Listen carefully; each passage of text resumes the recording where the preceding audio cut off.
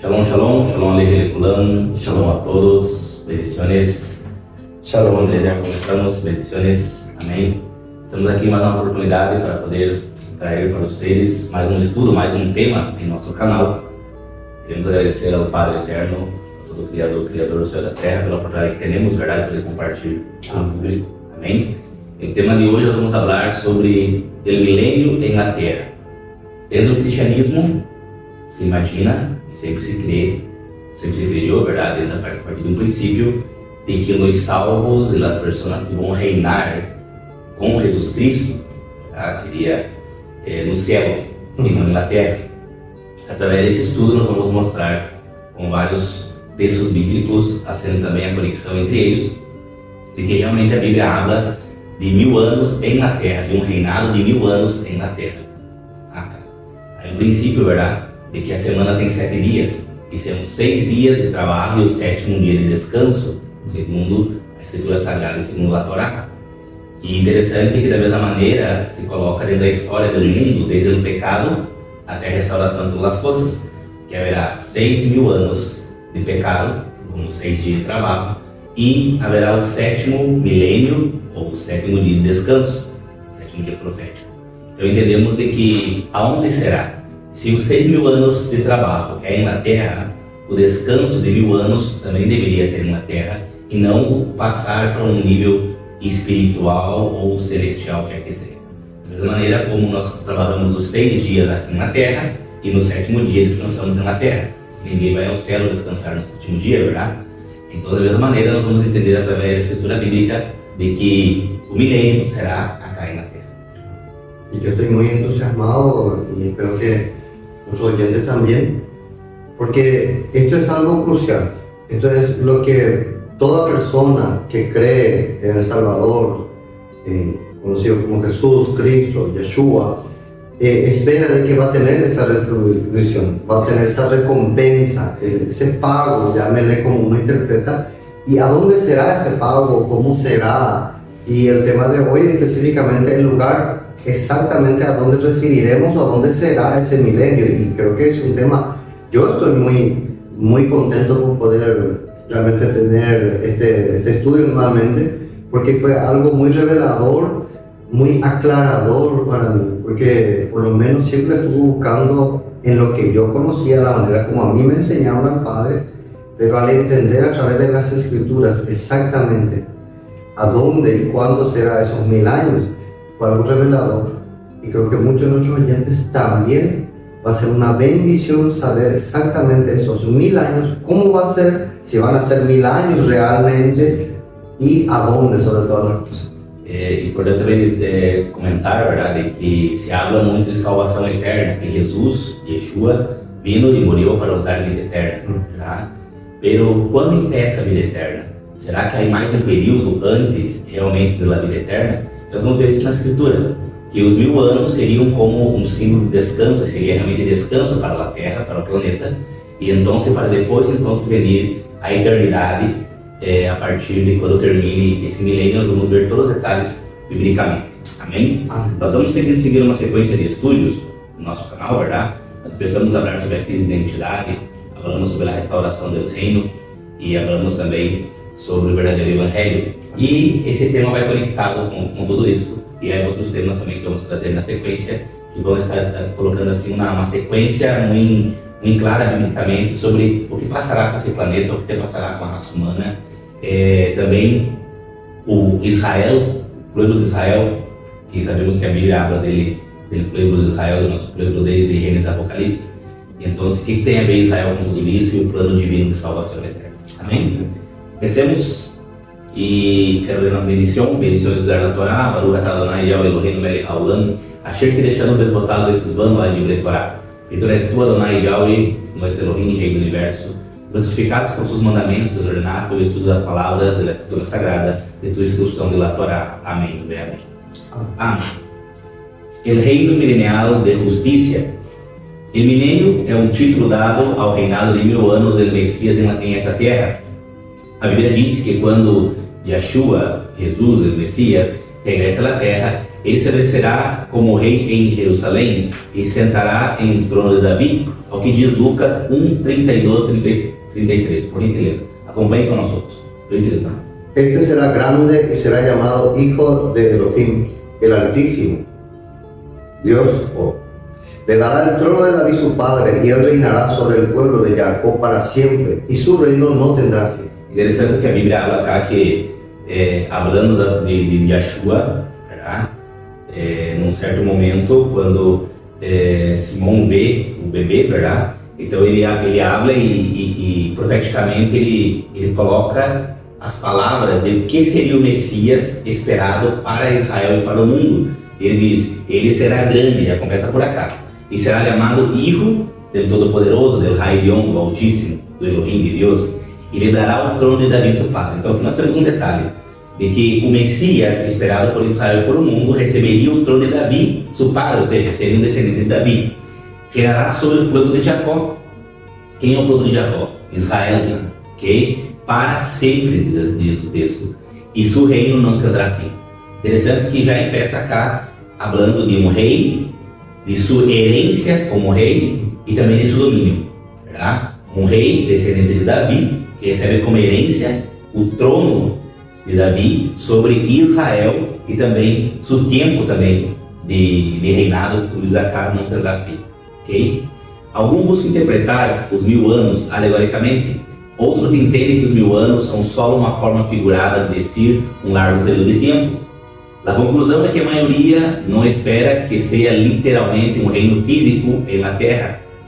Sin embargo, em Apocalipse 22:7, 6 vezes se menciona especificamente que o reino milenário, 1000 anos de Yeshua, o Messias, será em la terra e também será 1000 anos. Interessante que nós vamos ver agora Apocalipse 20 em delante, nós vamos ver que vários momentos no texto está falando 1000 anos, 1000 anos, 1000 anos. Nós outros consideramos esses 1000 anos literais. Muitos que não, muitos dizem que são 1000 anos proféticos, outros dizem que será um período de tempo muito curto, outros dizem que é apenas uma alusão à eternidade. Pela Bíblia deixa claro quando fala de 1000 anos e com contexto literalmente. Lembra nós? Y el otro punto, así es que la gran mayoría realmente, ya por la educación que nosotros recibimos, ¿verdad?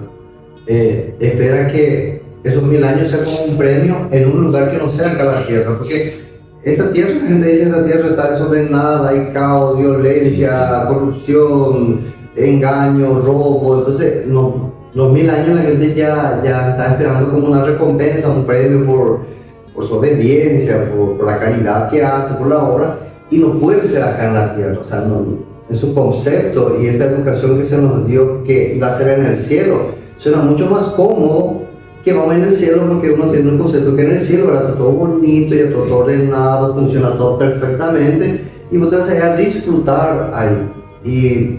Y hoy entiendo que no es así. Sim, exatamente. No es así, lastimosamente. Lastimosamente. E o período de tempo também, verdade? 1000 anos. Apocalipse 22:8, por gentileza, amado.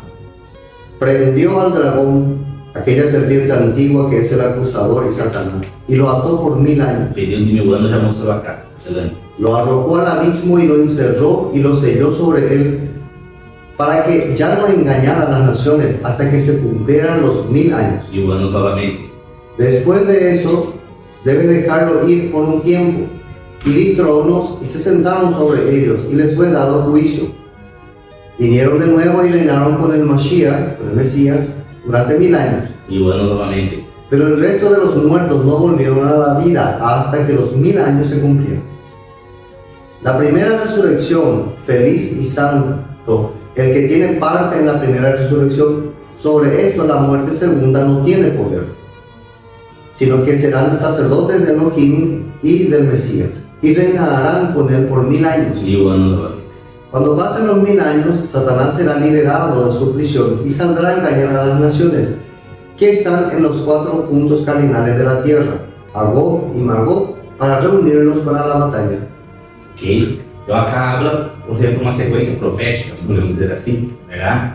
De que quando iniciam os 1000 anos, quando o Mashiach retorna à terra, o Messias retorna à terra, ele vai prender, capturar a Satã e vai prendê-lo por 1000 anos, diz o texto bíblico, e colocará ele no abismo. há interpretações evangélicas que dizem que esse abismo é a própria terra, que como a gente vai para o céu quando Jesus volver, isso se crê, verdade? Então Satanás estará preso a cá, porque diz que é atado, verdade? Ele estará atado, estará preso seria na cadeira de circunstâncias e não realmente uma atadura literal, como uma cadeira ou coisa assim.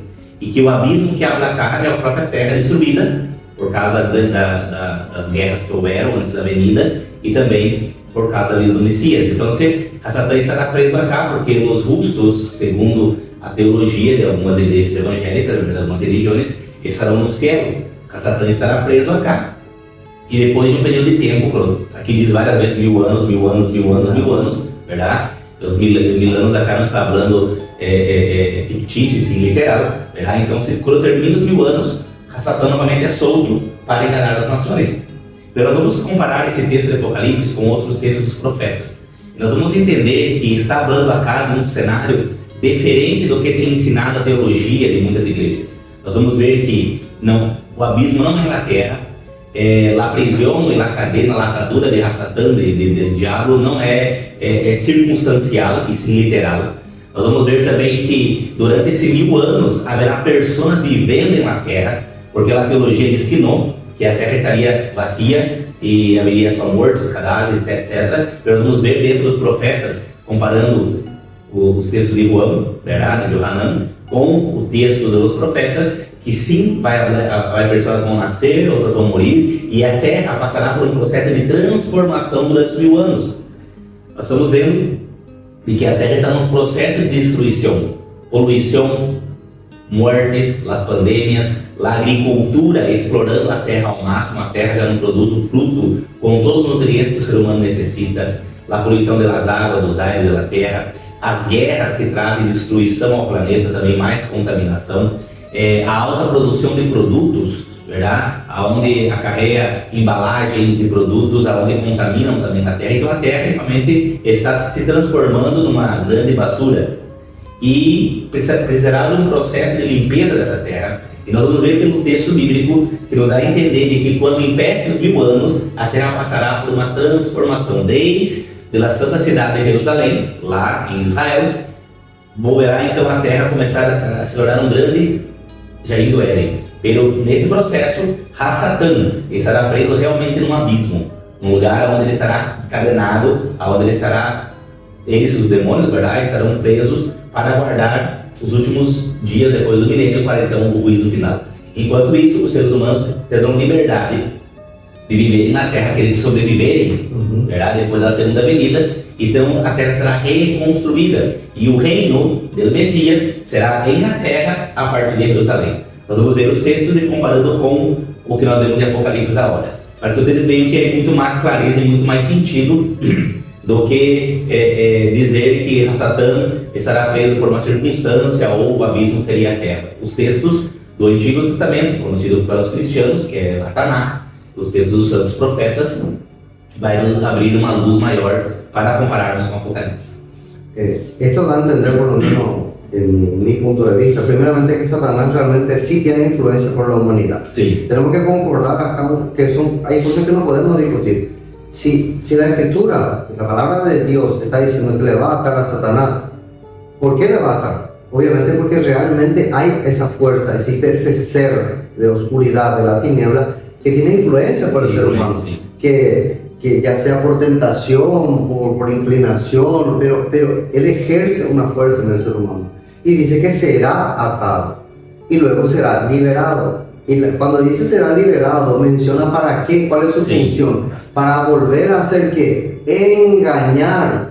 O sea, el texto ya nos da a entender que la función de Satanás realmente es engañar. Entonces, él será atado para que justamente no exista el engaño, para que los seres humanos no digan de que ya estando en los 1000 años no le vamos a poder echar la culpa a Satanás, porque una vez atado, mucha gente dice cualquier cosa que hace, que reincidió en un pecado, dice, pero es que Satanás, es que no aguanto, es que me engañó el enemigo. Se me está ocupando ahí, ¿verdad? Y ahora con esto, me imagino que nadie va a poder decir en los 1000 años, es que es Satanás, porque Satanás estará preso. Preso, sem influenciar o ser humano. Isso é interessante porque Diante disso também nós podemos colocar a justiça do Padre, do Criador, verdade? O ser humano, como tu hablas, realmente sofre uma influência de Satã. Pero a força que o diabo tem na vida do ser humano, quem dá esse poder a ele é o próprio ser humano. Porque a partir do ser humano permite, quando o ser humano permite de que realmente Satã tenha acesso a ele, tenha acesso a influenciá-lo, verdade? Ou permite que sua inclinação ao mal dê a liberdade a Satã, a partir desse momento, então, o ser humano começa a pecar. Pero, se o ser humano começa a reduzir o poder de Satã e começa a receber a influência da Bíblia, do Criador, do Padre, então começa a ser o bem. Imagine que no milênio a gente não poderá ter desculpa de que não posso fazer as coisas bem, porque a Satã me atenta. Eles serão realmente liberdade de eleição sem influência, para que no último grande julgamento, lá no final dos 1000 anos, do trono branco, nenhum ser humano possa dizer, não, foi o diabo que me tentou. Porque haverá um período onde a gente poderá fazer as coisas por sua própria decisão sem influência do inimigo. Ahí entonces nadie va a tener excusa. Nada vai ter excusa, exatamente. A Escritura nos dizem que quando Yeshua, o Messias, Jesus o Messias, regressa na terra, ele se estabelecerá como rei em Jerusalém, sentando-se em um trono de Davi, como nós lemos no princípio em Lucas 1, 32 e 33. Esse pacto de promessa incondicional requer um regresso físico de Jesus e de Yeshua para estabelecer seu reino. O pacto e a promessa com Abraão e sua descendência na terra prometida, a terra de Israel, vencedora de inimigos, multiplicando-se, Messias, governante e bendição espiritual. Tudo isto começa registrado em Gênesis 12, 1 a 3. Por gentileza. Entonces Yahweh vino a Abraham y le ordenó: vete de tu tierra, de tus parientes y de la casa de tu padre, y vete a la tierra que yo te mostraré. Y aquí te daré una gran nación. Te bendeciré, engrandeceré tu nombre, serás de bendición. Bendeciré a los que te bendigan, maldeciré a los que te maldigan. A través de ti bendeciré a todos los pueblos sobre la faz de la tierra. Amém? Aqui está a promessa dada a Abraão, a partir da descendência dele, que seria todas as nações da terra bendita. E Gênesis 22, 17 acrescenta mais: que verdaderamente os bendeciré y multiplicaré mucho vuestro simiente, como las estrellas del cielo y como la arena que está a la orilla del mar. Y tu descendencia poseerá la puerta de sus enemigos. Que interessante, continua falando sobre a descendência de Abraão, Gênesis 17, 1 e 2, 4, 6 e 8. Cuando Abraham cumplió 99 años, Yahweh, Dios, se le apareció y le declaró: yo soy el Shaddai, Elohim poderoso. Camina delante de mí y sé irreprensible. He aquí establezco mi pacto entre mí y ti, y multiplicaré en gran manera tu descendencia. En cuanto a mí, este es mi pacto con vosotros. Serás padre de multitud de naciones. Estableceré mi pacto entre mí y ti, y tu futura descendencia. A ti y a vuestra descendencia después de vosotros daré la tierra a la que hoy habitáis como extranjeros, toda la tierra de Canaán en posesión perpetua, y yo seré vuestro Elohim. Amém? Aqui nós estamos lendo todas as promessas para poder conectar com esses 1000 anos, com a restauração do mundo, com Israel, com o Messias prometido para governar sobre Israel. Amém? Gênesis 35, 9 a 12. Elohim, Dios, también se apareció a Jacob cuando regresaba de Padán Aram y lo bendijo. Entonces Dios le declaró: tu nombre es Jacob, pero ya no te llamarás Jacob, tu nombre de ahora en adelante será Israel. Tanto es así que hasta el día de hoy se le llama Israel. Elohim afirmó a Jacob: yo soy el Shaddai, Elohim poderoso. Sed fructíferos y multiplicaos. Una nación y una asamblea de naciones nacerá de ti, y habrá reyes entre tus innumerables descendientes. Os doy la tierra que di a Abraham y a Isaac. Te daré toda esta región a ti y a tu posteridad después de ti. Interessante que nós estamos podendo dar promessa aí a nosso pai Abraão, a Isaac e a Jacó. E a promessa repete-se a Jacó dizendo: uma nação, falando de Israel, e uma assembleia, uma multitude de nações nascerá de ti. Interessante, verdade? Interessante que está falando acá de que outras nações terão sua origem também em Jacó, em Abraão, Isaac e Jacó. Interessante, amado, que nós hoje somos milhares de nações no mundo, verdade? Muitas nações no mundo. E sabemos que quando habla de uma nação, está falando do povo de Israel, pero e as outras nações que saíram a partir de Jacó. Interesante, ¿verdad? Está haciendo una separación realmente. Exactamente. No está hablando de las 12 tribus, que esas son las naciones, no. Sí. La nación es Israel, ya conformada en las 12 tribus. Sí. Y la asamblea de naciones no es Israel. Sim, que sairão daí, ¿verdad? Sí. Que sairão Son otros países. outros países que seriam descendentes também de Jacó, através das 12 tribos. Por Seria interessante. el esparcimiento. O esparcimento. Interessante, ¿verdad? E aqui diz: e nascerá de ti, e haverá redes, plural, entre tus inumerados descendentes. Redes do mundo são descendentes de Jacó. Os dou a terra que di a Abraão e a Isaac, e te darei toda essa região que a ti poderá depois de ti. 1 Crônicas 16, 14, 18 amplia esse pensamento. Por gentileza. Pequeño punto. Sí. Amo. Cuando dice varios reyes saldrán de ti, Sí. esto es algo que también no se cumplió, porque hasta donde yo conozco, en Sí. Israel solamente hubo 3 reyes: Sim, Shaul, David y Salomón. sim. Ya no hubo más reyes, entonces no puede ser que varios reyes no van a hablar sobre los 3. O sea, ya está hablando realmente de algo que tiene que pasar en el Sí. futuro. Sim. Tiene que haber esos reyes. Amém. Primera Crónica 16, 14, 18. Él es Yahweh, nuestro Elohim. Sus juicios están en toda la tierra. Él siempre recuerda su alianza, la palabra que mandó para 1000 generaciones. A aliança, hein? El que firmó con Abraham y firmó mediante juramento a Isaac, confirmó su promesa como un decreto a Jacob, Verá, Abraão, Isaac e Jacó. un pacto eterno para Israel al declarar: os daré la tierra de Canaán como porción de vuestra herencia. Amém. Muito importante esse texto. Amém.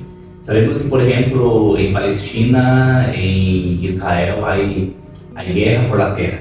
Ok? Há guerra por la terra. Eu quero trazer um estudo acá, se o Padre permite, verdade?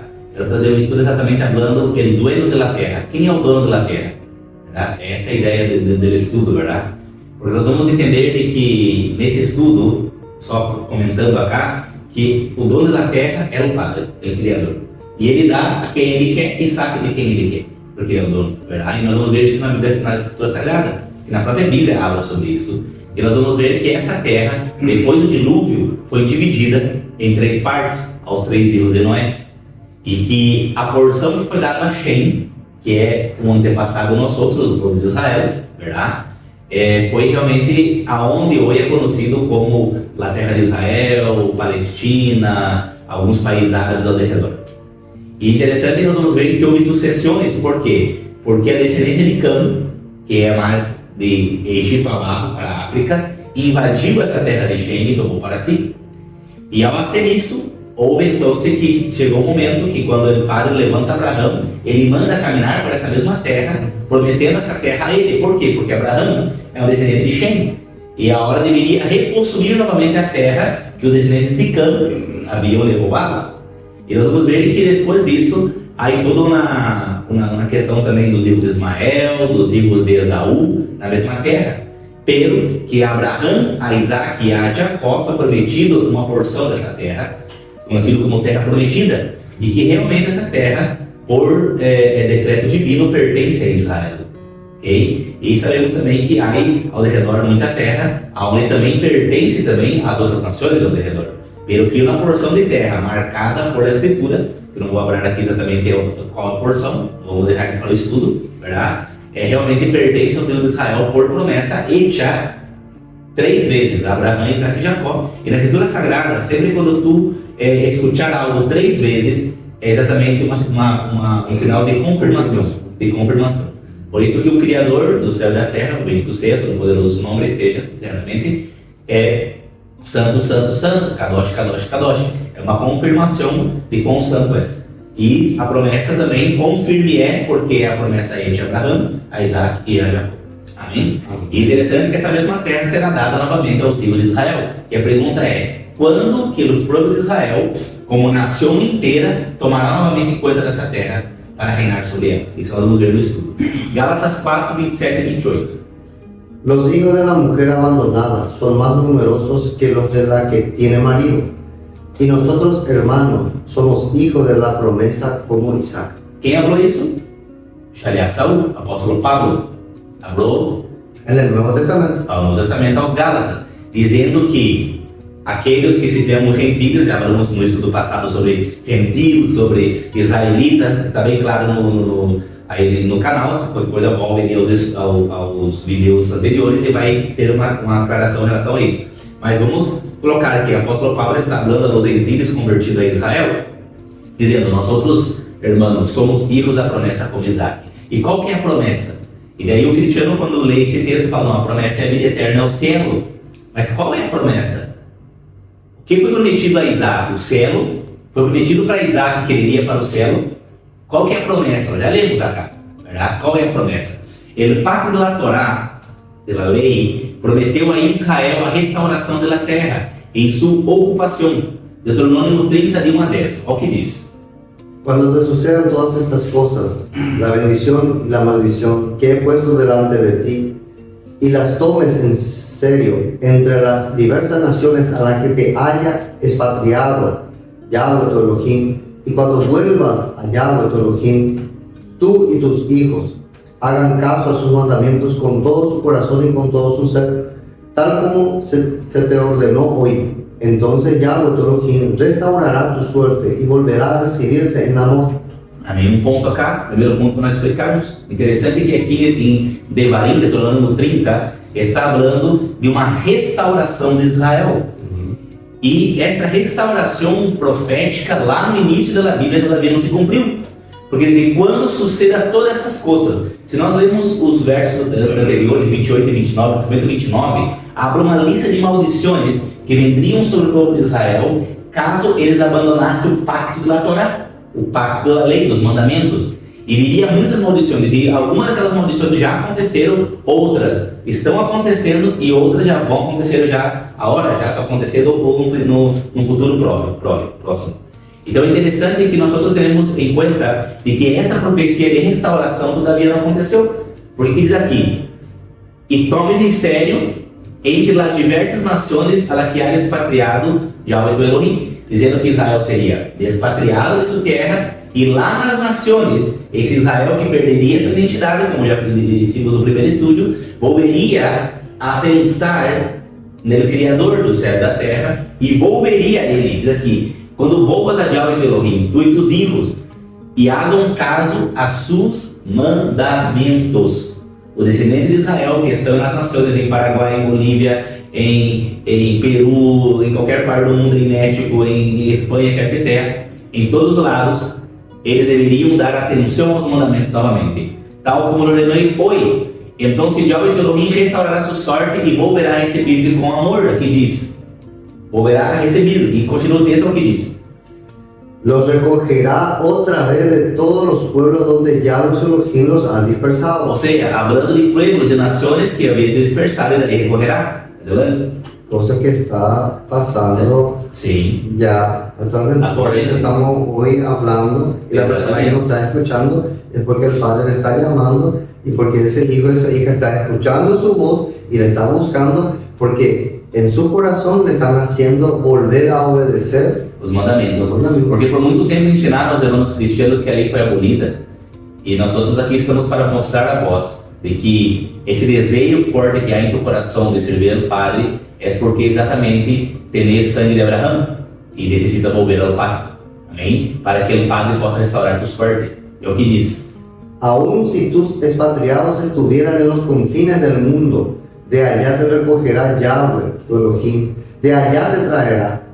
Yahweh tu Elohim te traerá la tierra que poseyeron tus padres, y tú la poseerás. Aqui está o ponto, porque não é só recorrer a gente, não é só a gente volver aos mandamentos, não é só a gente volver ao Padre, pero ele recorrerá a essa gente e levará sus pueblos. Eso es literal. É literal. O sea, vamos a irnos en un lugar físico. Pero se hoje hablam os cristianos de que estamos nos últimos tempos para ir para o céu, que Jesus vai volver para levar para o céu, haverá um arrebatamento secreto, um rapto secreto que levará a gente para o céu. Quando se cumpre essa profecia? Quando vai se cumprir? Porque en esa temática de lo que nos enseñaron, cada uno, bueno, hay tantos videos que ya se hizo que la persona desaparece nomás. Sí. Entonces la gente está en cualquier parte del mundo y desaparece. Todos están en el auto, no desaparece, uno está andando en el parque, desaparece. Pero nunca entonces volvió. Sí. Y esa tierra o ese lugar no es en el cielo. Sí. Es una tierra física aquí en nuestro planeta. Porque o texto diz, e Yahweh tu Elohim te trairá a la terra que possuyeron tus padres, Abraão, Isaac e Jacó nunca possuíram o céu. E aqui habla de terra, não habla de céu. Ok? E tu lá possuirás. Ou seja, é literal. E continuando. Y te hará más próspero y más numeroso que tus padres. Imagina? Entonces aquí ya lo está hablando, ¿verdad? Que en el milenio también está diciendo que van a ser Nascemos a ser hijos, sim. porque estará más numeroso. dice. Numerosos. Como vai ser? Entonces en el cielo, si nos vamos, primera cosa, ¿será que allá la gente va a tener hijos? Creo Sí. que no. Pero la temática de tener hijos es una cosa acá en este mundo. Nesse mundo, exatamente. Esa es la cosa. Será acá. Nenhum cristiano entende que la gente vai para o céu para ter hijos, aliás, e para continuar nascendo ninhos, verdade? Isso é uma temática de terra, é algo acá, verdade? Então, considere todos esses pontos, é importante que tu possa considerar e volver a pensar. Entonces Yahweh tu Elohim abrirá tu corazón y el corazón de tu linaje, tu descendencia, Descendência para que sanguínea, ames a Yahweh tu Elohim con todo tu corazón y con todo tu ser, para que vivas. amém? Yahweh tu Elohim infligirá todas esas maldiciones sobre los enemigos que te persiguieron. Otro punto para entender que acá en la tierra, porque Sí. en el cielo no va a haber enemigos. Exatamente. Entonces si va a tirar tus maldiciones a tus enemigos, tiene que ser aquí. Tú, sin embargo, volverás a hacerle caso a Yahweh y obedece todos sus mandamientos que te ordeno hoy. Y Yahweh tu Elohim te concederá abundante prosperidad en todas tus empresas, en los frutos de tu vientre, en las crías de tu ganado, en el producto de tu suelo. Aqui está falando de plantação, nascimento de animais, nascimento de ninhos na terra. Porque Yahweh se deleitará otra vez en tu bienestar, Amém. como se alegró en el de tus padres. Amém, bendito seja. Ya que estarás haciendo caso a Yahweh tu Elohim y guardando sus mandamientos y Amén. leyes que están registrados en este libro de la Torah. Amém. Una vez que vuelvas a Yahweh tu Elohim con todo tu corazón y con todo tu ser. Aqui está bem claro. Amém?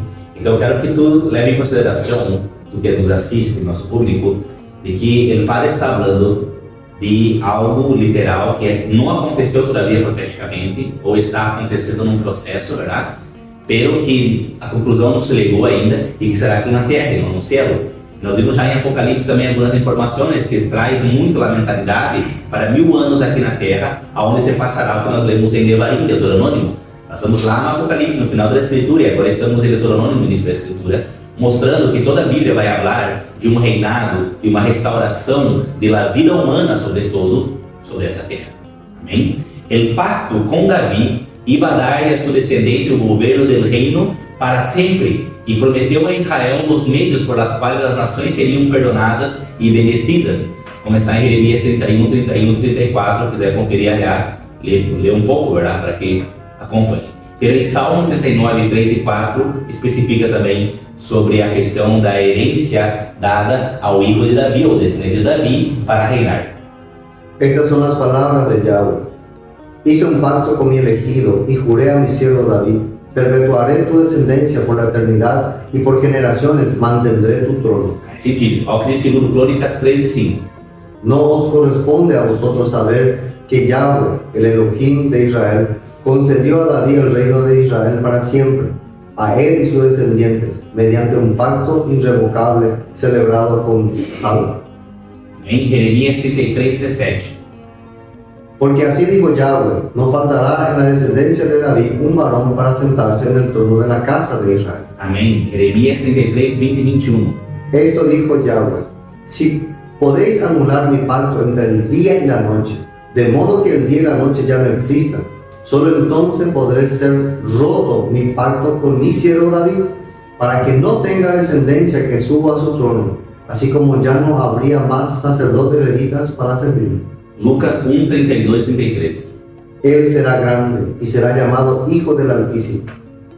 Dios Yahweh le dará el trono de su padre David y reinará sobre el pueblo de Jacob para siempre y su reino no tendrá fin. O que o Evangelho de Lucas está falando do Messias que estava ali delante pelo profeta, verdade? Mirando ao ninho e falando, mira, ele será grande, esse será grande e será chamado Filho do Altíssimo, e comparando com os textos que lemos anteriormente em Jeremias, em Crônicas e também em Salmos, de que a descendência de Davi tendria para sempre alguém sentado no trono. E aqui nós vemos que o Messias, ele é descendente de Davi, para poder reinar sobre Israel e as tribos da terra, nações da terra.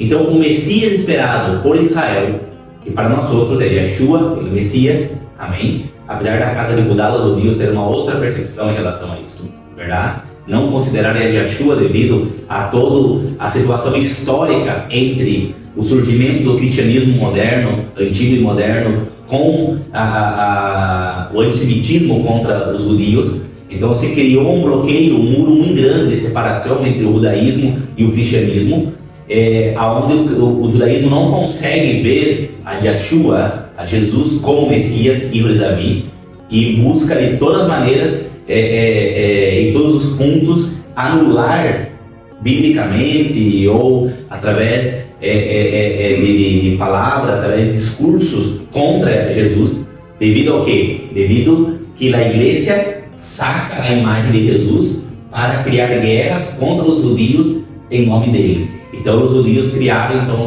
um rechaço a Jesus. Pero também sabemos nós outros que estamos no meio, verdade? Nós estamos aqui entre os cristianos de um lado e os judeus de outro, que há muitos judeus que já aceitaram ao Messias. Por quê? Volveram a ler a Escritura, sacaram do seu coração aquele conceito e preconceito formado por seus líderes, por seus padres, e volveram a ler as profecias do Antigo Testamento, comparando também com a história de Jesus histórico conhecido, e então começaram a concluir e a se converter ao Messias, a Jesus Cristo, a Yeshua, o Messias.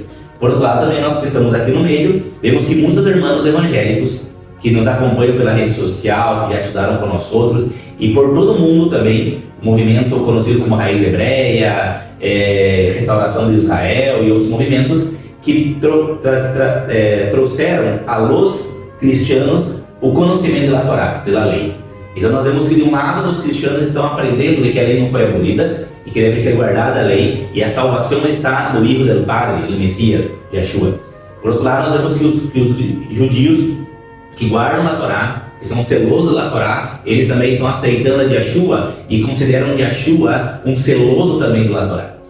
Amém. E nós todos consideramos que Yeshua foi o judeu mais celoso da lei, porque ele falou e ampliou o conhecimento em relação à lei, colocando pontos que a lei não falava, e ele foi muito mais radical do que os próprios judeus da época, verdade? Vamos colocar um exemplo para cá para que possa entender. Quando a Torá habla da lei, né, onde os judeus conhecem muito bem, e os cristianos também conhecem essa lei, mas não consideram que a lei do Antigo Testamento é válida, habla não adulterarás, verdade? Não cometer adultério, ou seja, ter relações sexuais com a mulher do próximo, verdade? E os judeus têm esse conceito muito claro, assim como os cristianos também, pero Jesus, como um judeu tradicional e também radical, ele ampliou isso dizendo aos próprios judeus e a todos nós outros, verdade? De que se tu mira a mulher do próximo, desejando em seu coração ter algo com ela, tu já adulterou com ela, já caiu em adultério. Então nós vemos que é muito mais radical, entende? Porque para o judeu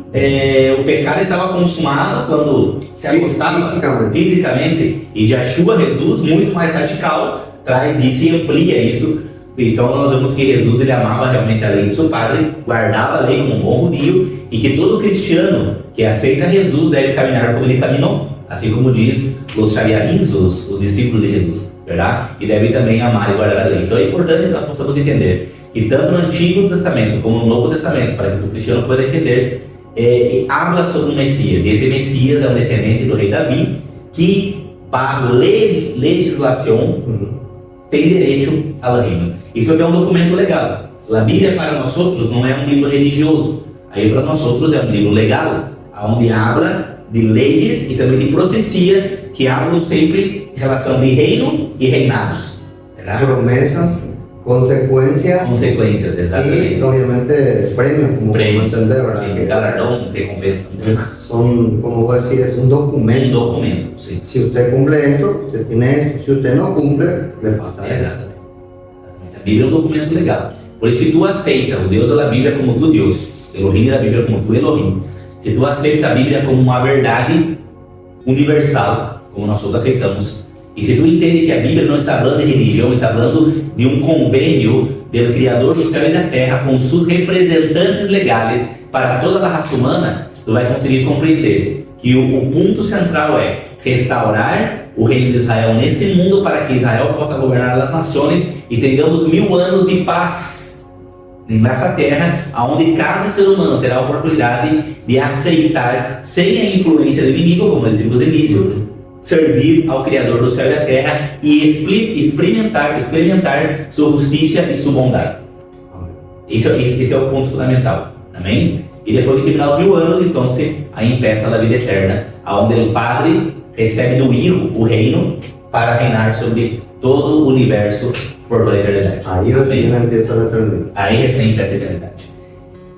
Seguindo o ciclo, claro, como nós falamos para vocês, 6, 7, descanso. Ok? 6.000 anos de pecado, 7 milênio, descanso.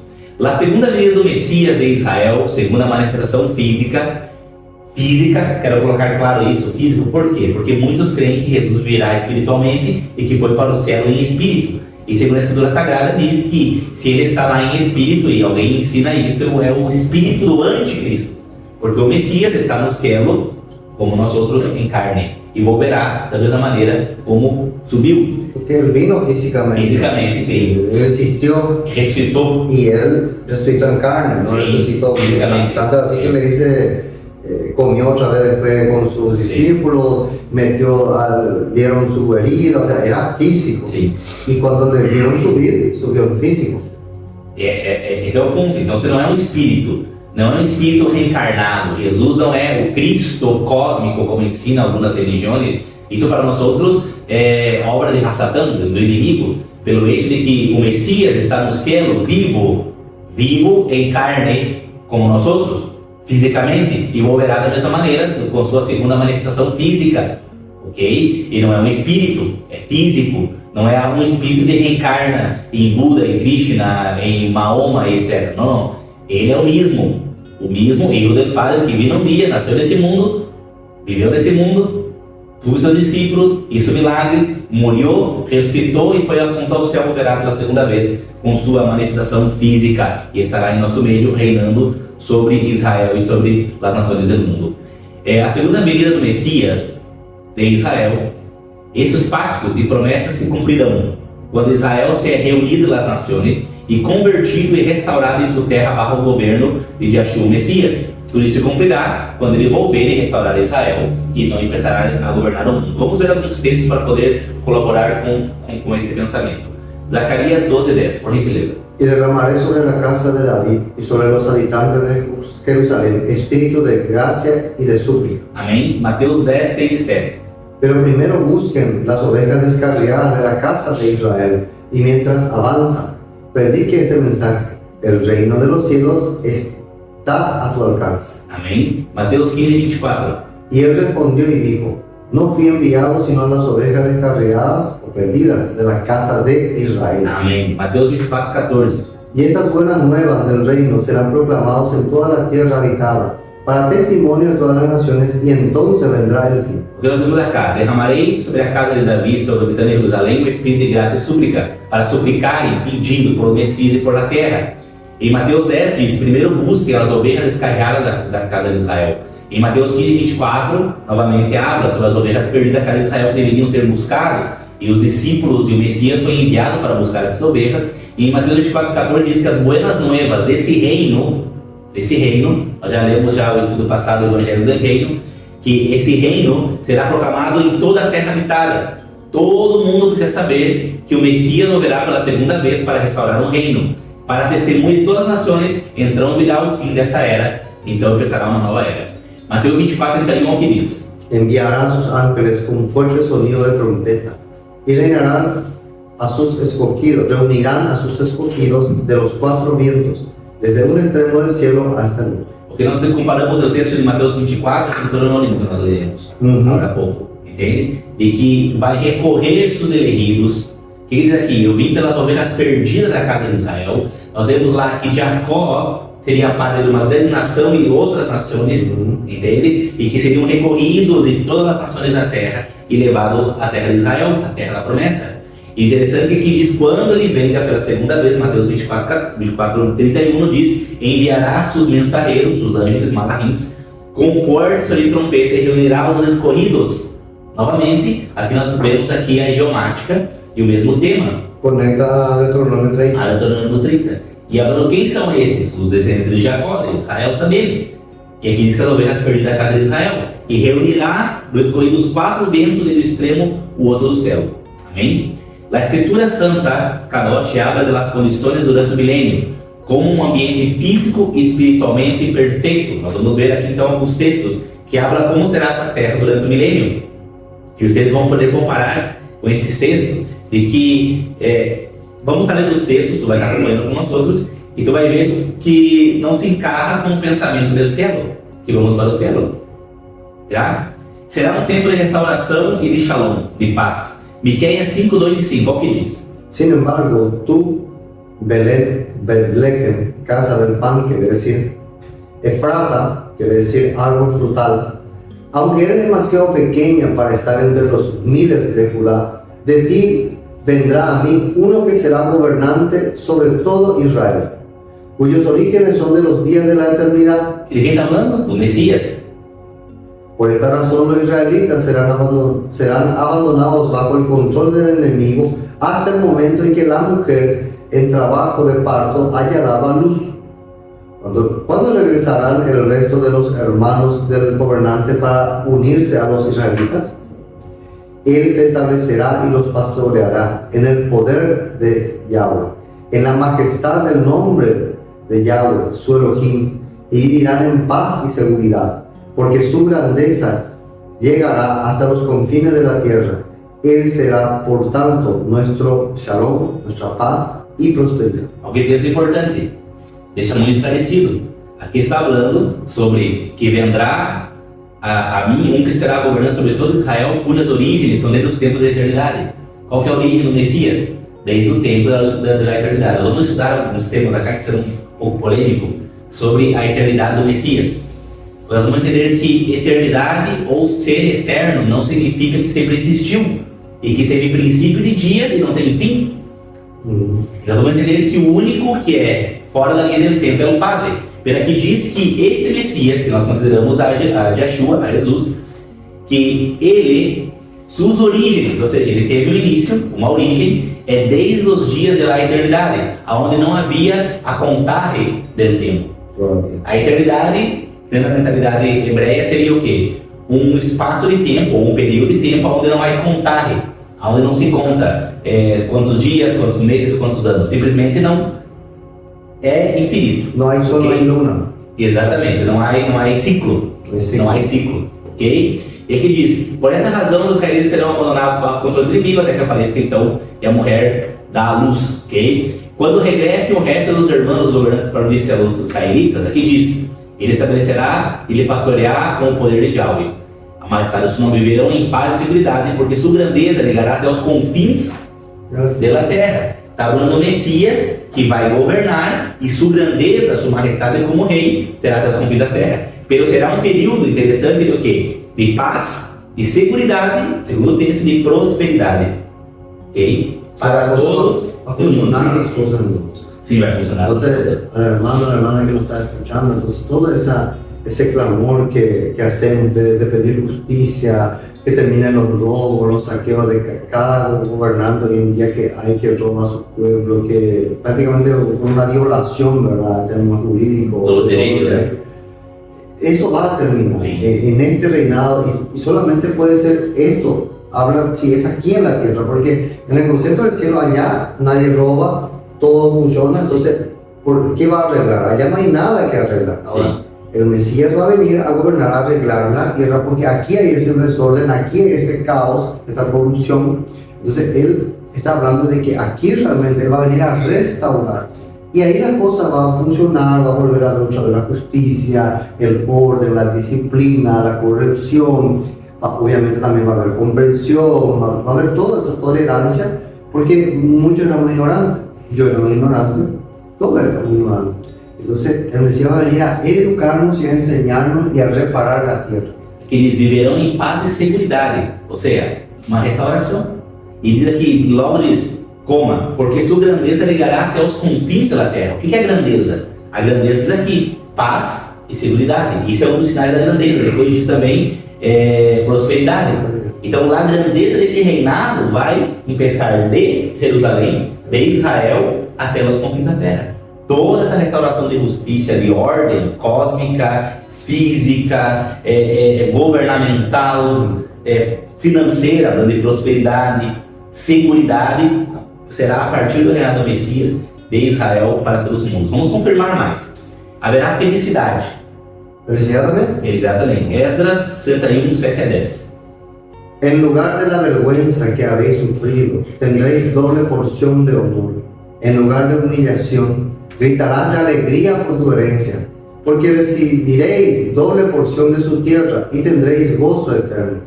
En verdad, yo, Yahweh, que amo a la justicia y aborrezco la deshonestidad, el robo y todo mal, fielmente les daré su recompensa y estableceré con ellos alianza por toda la eternidad. Su descendencia será conocida entre las naciones, su descendencia entre los pueblos. Todos los que los vean reconocerán que son un pueblo bendito de Yahweh. Me desbordo de alegría en Yahweh, mi alma se regocija en Elohim. Eso es lo que las personas van a decir. Sí. Porque me ha revestido con las vestiduras de la salvación, me ha cubierto con el manto de la justicia. Amém. Como al novio que se adorna con corona sacerdotal, como a novia que se adorna con las más ricas joyas. Amém. Quero só fazer uma correção, porque eu falei Esdras, na verdade é Isaías, perdão. Isaías 61, verdade? Isaías 61, perdão. Pero aqui mostra mais uma vez toda essa maravilha que será, verdade? Também habla sobre consuelo, que está em Isaías 40. Isaías 41 y 2. Consuela, consuela a mi pueblo, dice tu Elohim. Habla el corazón de Jerusalén y dile en alta voz que su misión está cumplida. Amén. Y que su obra está cumplida. Que su iniquidad está expiada. Pecado, ¿verdad? Ya está expiado. Sí. Que ha recibido de la mano de Yahweh doble retribución por todos sus pecados. Amém. Hablando que de consuelo para Israel, para todo mundo. Amós 9, 13 a 15, é o que diz. He aquí, por tanto, en aquel día yo levantaré la tierra caída de David, repararé todo lo que esté dañado y restauraré sus ruinas. Yo mismo lo levantaré para que sea tan exuberante como lo era en los días antiguos. Amém. Los días van llegando, dice Yahweh, en el cual el que ara irá inmediatamente detrás del que ciega, Amén. y el que pisa las uvas detrás del que siembra la semilla. Y los montes derramarán vino nuevo y delicioso, y todos los collados se derretirán. Entonces haré volver a Israel mi pueblo expatriado, tendrán nuevas fortunas, reconstruiré las ciudades de sus ruinas y vivirán en ellas en paz. Shalom. Plantarán sus viñas y beberán su buen vino. Cultivarán huertas y comerán sus frutos. Así que los plantaré en tu territorio. Nunca más serán descarriados de la tierra que les di, asegura Yahweh tu Elohim. Amém. São textos lindos e muito importantes. Aqui habla sobre abundância, verdade? Até emociona, sim, porque é muito lindo o texto. E são textos de profetas que todavia não se cumpriram. E não são profecias condicionais. São declarações, são decretos de Elohim. Nós temos duas classes de profecias. Profecias condicionais, sim e pleno. Hace ou não hace. E também há decretos. E textos como estes são decretos que sim passarão e que não há como passar tudo isso no céu. É aqui na terra. Porque habla realmente de que plantação, cosecha, em abundância, tomar vino. E o contexto diz: então harei volver a Israel meu povo expatriado. Não está falando de céu, está falando de terra, ok? Tendrá novas fortunas, reconstruirá cidades de sus ruínas. Construir aquí, É que interessante. Reconstruirá a cidade de suas ruínas e viverá em elas em paz. Ou seja, as cidades que estarão destruídas por causa da segunda venida do Messias, por causa das guerras que haverá antes, serão reconstruídas pelo próprio pueblo. Então está falando de algo aqui na terra e não no céu. E essa profecia não se cumpriu, para que o irmão cristiano diga aqui que já se cumpriu. Ou seja, podemos considerar então, se vamos para o céu, precisa acontecer isso antes.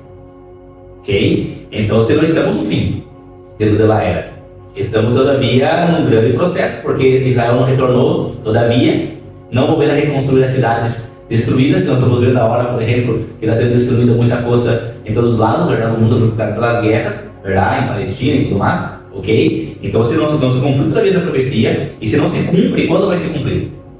Ok? E se nós estamos nos últimos tempos, e Jesus está volvendo, e a igreja está sendo arrebatada, ou será arrebatada em seguinte, quando passará isso com Israel, se não se passou ainda? Essa é a pergunta. Então, se como dentro do contexto bíblico, e também dentro da profecia bíblica, eu não posso crer que já a gente vai ser arrebatada para ir para o céu, ou Jesus venga para levar a gente para o céu, e sim que volverá para restaurar esta terra e o reinado. E aqui diz, no início do texto de Amós 9, diz assim, 13: Ei que, portanto, em aquele dia eu levantarei a tenda caída de Davi. O que é a tenda caída de Davi? Os reis, quando governavam o povo, andavam embaixo de uma cobertura de lençol, ok? E a tenda também tem significado de lá a autoridade da casa de Davi. Tenda é uma casa.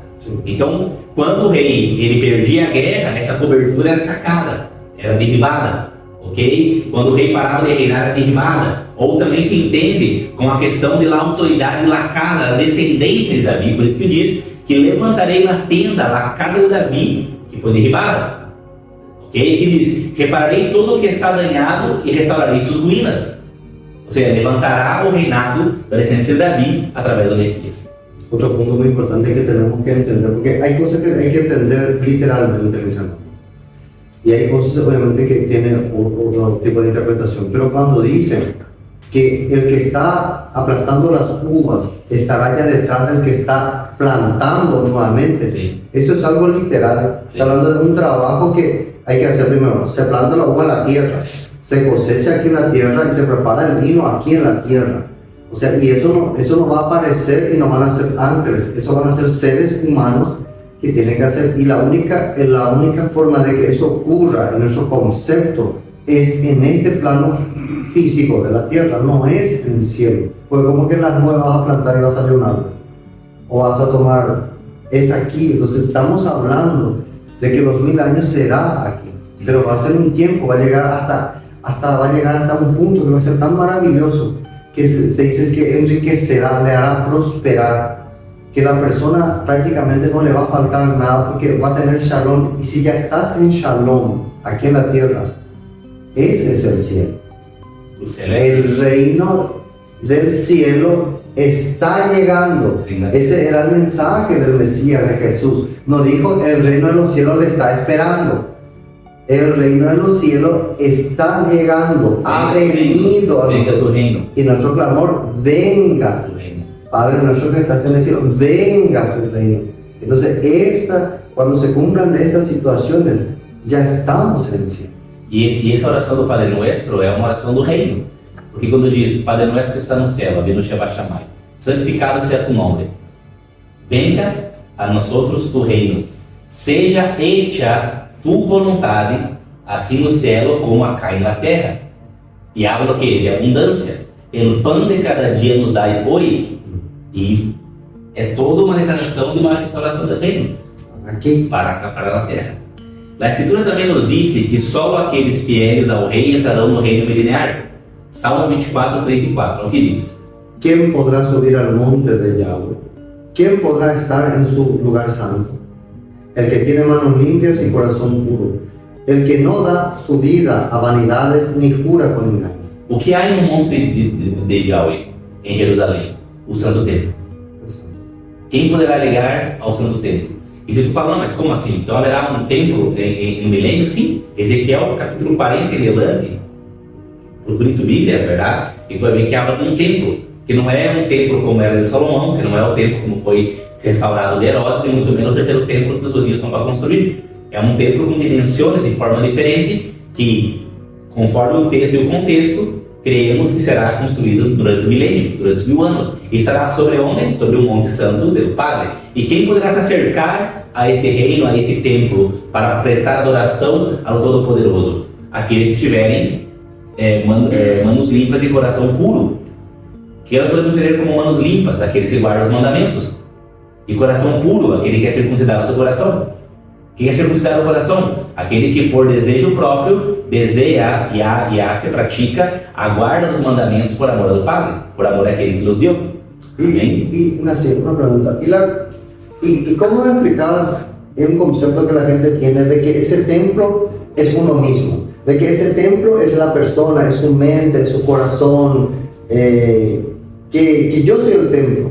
Obviamente eso también no deja de ser cierto hasta un punto, pero ¿cómo entiendo esta parte del templo en esse conceito?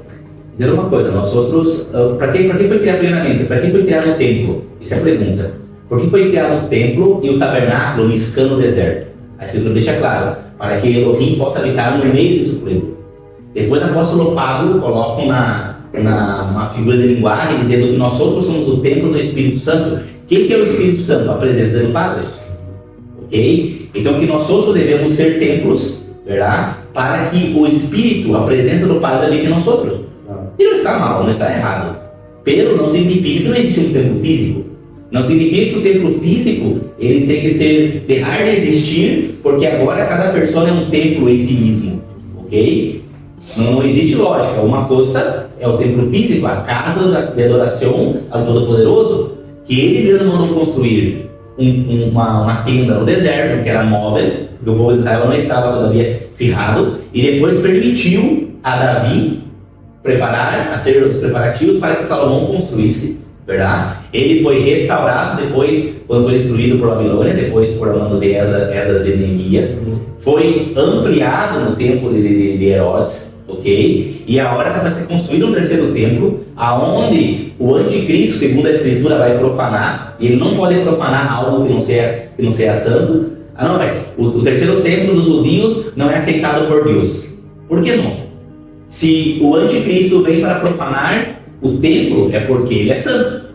Es como profanar para que tengamos un término simple, él tiene que venir a ensuciar. Ensuciar, sí. Eso, solamente se puede ensuciar algo que está limpio. Que está limpio, Entonces, que é aceitável. Ese templo que se va a construir, que va a ser uno de los indicativos cuando ese personaje, el antimacía, va a venir, ese templo es aceptado por Dios, sí. Es aceptado sí. Según lo que Dios mismo pide, va a ser aceptado. Entonces es un lugar limpio para que sí. tengamos.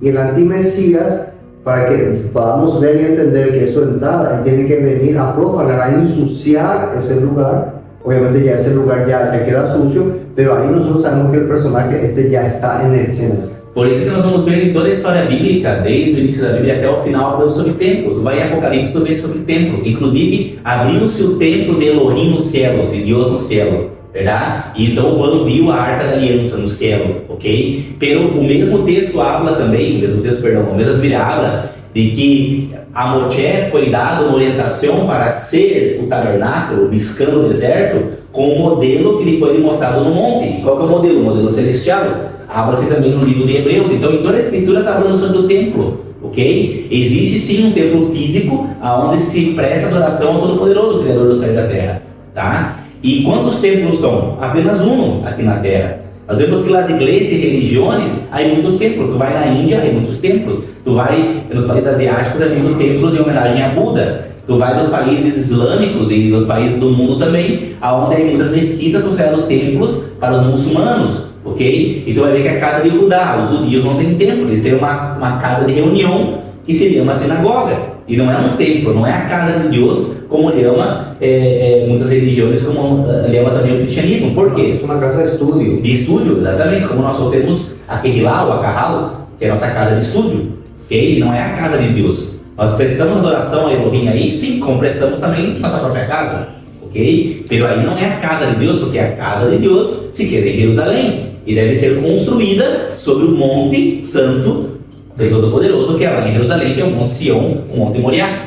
ok? Então, não há como a gente espiritualizar as coisas, não, agora o templo já não serve mais, porque os sacrifícios foram abolidos, etc, por causa de Jesus, etc, e agora nós outros somos o templo de Deus, ok? Somos sim, eu concordo com o Cristiano que diz que nós outros somos o templo da presença do Padre, não discuto sobre isso, pelo que há um templo vigente que será reconstruído e depois do milênio novamente construído, sim. E quem poderá se acercar a esse lugar santo? Apenas aqueles que tiverem manos limpas e coração puro. Este texto habla de acercarse en un templo físico, no es en el templo de mi ser, de mi corazón o de mi mente, ¿no? Porque en realidad eso sería así muy ilógico, ¿no? Sí. Porque en mi concepto de que es bueno o malo, entonces yo puedo decretarme que yo ya soy justo. Sí. En mi concepto, ¿qué es lo único que me hace ver si yo estoy malo o sucio? La Torah, Sí, la ley, la escritura, es lo único que nos sirve, marco de referencia si yo estoy andando en una vida justa o injusta. No es mi concepto personal, porque si no cada uno se va a decretar Santo. limpio, santo. Interessante que na novela de Ezequiel, e a partir do capítulo 40 habla sobre o templo, até o final do capítulo do profeta Ezequiel, textos que não se cumpriram. Essa é a pergunta que eu sempre fazia. Aonde estão esses textos, por exemplo, de Ezequiel dentro da teologia cristiana? Não se encarra. Tu lê Ezequiel 40 adelante e não se encarra. Pero quando tu entendes o milênio na terra, aí todos os versos se encarram, como que nós vamos ler agora, se conectam, verdade? Como estamos agora em Ezequiel 44:9, que habla sobre a questão também do templo e também dessa adoração ao Criador do céu e da terra e do milênio. Por gentileza. Esto es lo que declara Adonai soberano. Ningún extranjero incircunciso de corazón y de carne podrá entrar en mi santuario, ni tampoco los extranjeros que habitan entre los israelitas. Ezequiel 44:9, hablando sobre o santuário. Mas que santuário? Se tu ler o texto e o contexto, e a partir do 40 do livro, tu vai ver que está falando sobre o terceiro templo, ou melhor, um quarto templo, o terceiro será construído, verdade? Pero um templo que será colocado no milênio, e que nada vai cercar a esse templo se não tiver circuncidado seu coração e sua carne. Ah, não, mas a circuncisão foi abolida. Tudo isso nós vamos falar aqui no canal, ok? Como assim foi abolida? Nós vamos entender tudo isso dentro do contexto bíblico. Olha o que diz Mateus 25:34. Entonces el rey dirá a todos los que estén a su derecha: venid, benditos de mi Padre, recibid como herencia el reino preparado para ti desde la fundación del mundo. Amém? O reino será preparado desde a fundação do mundo. Mateo, aquí explicando de que habrá una herencia Sí. que será entregada y esa herencia todavía no se cumplió. Exatamente. Es algo, lo que acabaste de decir, hay cosas que tienen que cumplirse y aquí en Mateo mismo ya empezamos ya una gran promesa Sí. que no se cumplió aún todavía. Amém. Exatamente. Apocalipse 5:10 é o que diz. Tú les hiciste un reino y sacerdotes para nuestro Elohim y así reinarán sobre la tierra. Ou seja, reinarão sobre a terra. Então há um pensamento cristiano que diz que o milênio será no céu e a eternidade será sobre a terra. Então a gente passa umas férias de 1000 anos no céu e depois volve à terra para poder reinar. E tudo isso que nós lemos acá está falando que é depois do milênio. Pero nós vamos ver os textos que não concordam com isso, ok? Humanamente, si vos te van a decir, ya está todo perfecto, bro, ¿quién va a querer venir acá en la tierra? Exatamente. Reconstruir todo, etc. Porque está falando de reconstruir. Vai passar 1000 anos no céu, verdade? Sin trabajar tomando vino, saltando en las nubes, ¿verdad? Sim, e depois vai ter que volver na terra, depois de 1000 anos trabalhar, reconstruir cidades, plantar vinhas, etc. Ok? Ninguém vai querer volver, verdade? Daniel 7:18. Sin embargo, los santos de Elohim, el Altísimo, recibirán el reino y lo poseerán para siempre, sí, por toda la eternidad. Amém? Em la terra. Lucas 12:31-32. Buscad pues ante todo el reino de Elohim y todas las demás cosas os serán proporcionadas. Nada temáis, pequeño rebaño, porque el Padre gustosamente os ha dado su reino. Amém. Mateus 5:3. Bienaventurados los pobres en espíritu, porque de ellos es el reino de los cielos. O reino dos céus não é o reino em los céus, e sim o reino de los céus, o domínio do céu sobre a terra. Amém? Nós vamos dar uma pausa cá e vamos agora partir para a segunda parte desse estúdio e nós vamos colocar mais detalhes. A intenção desse estúdio é mostrar biblicamente para vocês de que los 1000 anos será em essa terra, a partir da segunda venida do Messias, de Jesus, a esse mundo, para restaurar toda a justiça do mundo e também todo o planeta através de seu reinado a partir de Jerusalém, a partir de Israel. Esse é o objetivo desse estudo e também os estudos que estamos fazendo para vocês. E é muito importante que tu considere tudo isso, que a Bíblia, sobretudo, é um livro que conta a história de um povo de Israel. E que a Bíblia foi escrita em hebreu, o grande parte. O Novo Testamento habla nada mais ou confirma toda a informação que foi dada no Velho Testamento.